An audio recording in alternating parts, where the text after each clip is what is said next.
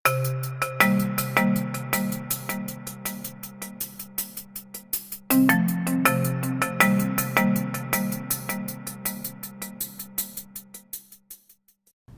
araw, ako si Angelica Alarcio, isang nurse. At ako naman si Oscar Espinosa Jr., isa ding nurse. Nandito po kami ngayon para ituro sa inyo ang mga pulmonary rehabilitation programs and exercises para matulungan kayo na kayanin ng COPD. Panuorin ang video na ito at kung kinakailangan ay paulit-ulitin na panoorin hanggang ikaw ay maging mas pamilyar sa paggawa ng mga ito. Dahil ito ay sakit sa baga, ang COPD ay nagdudulot ng matinding paghihingal habang ikaw ay gumagawa na pang-araw-araw na gawain. Dahil dito, iisipin mo na itigil lahat ng iyong ginagawa. Ngunit kapag ito ang ginawa mo, manghihina ang iyong mga kalamnan at mas lalo kang hihingalin. Importante ang pagiging aktibo. Mag-ehersisyo araw-araw para matigil ang iyong paghihingal. Bago mag-ehersisyo ay magtanong muna sa inyong doktor kung pwede niyong gawin ng ito. Pwede kayong bigyan ng inyong doktor ng mga rehabilitation program o tinatawag na Healthy Lung Program. Ang mga programang ito ay nagbibigay ng iba't ibang ehersisyo at tuturuan din kayo ng konti o walang bayad.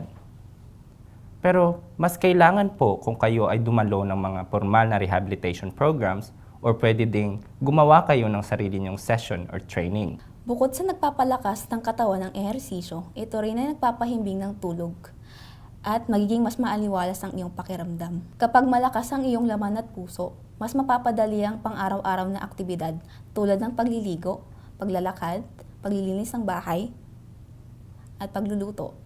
Kapag malakas ang iyong laman at puso, hindi ka na masyadong hihingalin at mas madali ang iyong araw-araw na gawain. Maaaring gumamit ng salbutamol or Ventolin, ito ang blue na inhaler bago mag-ehersisyo.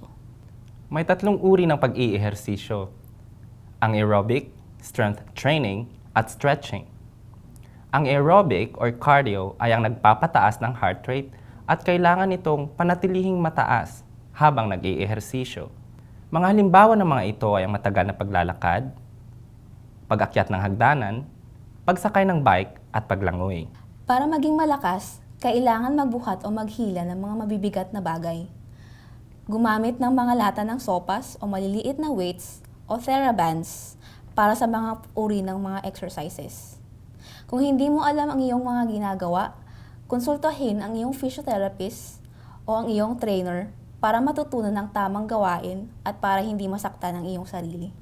Ang pag-stretching ay nakakatulong sa pagpapaginhawa ng mga pagod na kasukasuan at kalamnan. Nakakatulong din ito sa pamamahinga o pag-cool down pagkatapos ng ehersisyo. Kung ikaw ay mag-e-stretching, siguraduhin ikaw ay nakaupo sa silya o nakahiga para maiwasan ang mga pinsala. Ang cardio, strength training at stretching ay mahalaga, kaya aming iminumungkahi na ipagsalit-salit ang cardio at strength training sa isang linggo habang ang stretching ay ginagawa araw-araw. Alalahanin na dapat walang nararamdamang sakit habang at pagkatapos ikaw ay mag-ehersisyo. Alalahanin din na huwag pigilan ang paghinga, bagkus ay tumutok sa paghinga ng palabas habang ikaw ay gumagamit ng lakas. Ngayon naman, papakita namin sa inyo ang mga ehersisyo na pwede mong gawin sa bahay habang ikaw ay nakaupo o nakasandal sa pader o sa counter bilang balanse. Sundan ang pasyenteng may COPD habang ikaw ay tinutulungan namin sa mga hakbang. Simulang gawin ang mga ehersisyong ito 2 hanggang 3 beses sa isang linggo hanggang makakarating mo ang 10 paulit-ulit. Ang unang ehersisyo na aming ipapakita ay ang tinatawag na wall squats. Maaring gawin ito sa pamamagitan ng pagtayo ng matuwid at isandalang likod sa pader. Siguraduhin na ang mga paa ay nakaturo sa harap at may layo ng 2 talampakan mula sa pader. Panatiliin na nasa tagiliran ang mga kamay. Iliko ang mga tuhod at ipiga ang mga puwet habang dahan-dahang tumatayo. Ito ay isang repetisyon. Subukang gawin ng 1 o 2 beses. Alalahanin din na huminga ng papalabas habang tumatayo. Pumunta naman tayo sa leg extensions. Tumayo ng matuwid habang ang mga kamay ay nakapatong sa isang matibay na upuan.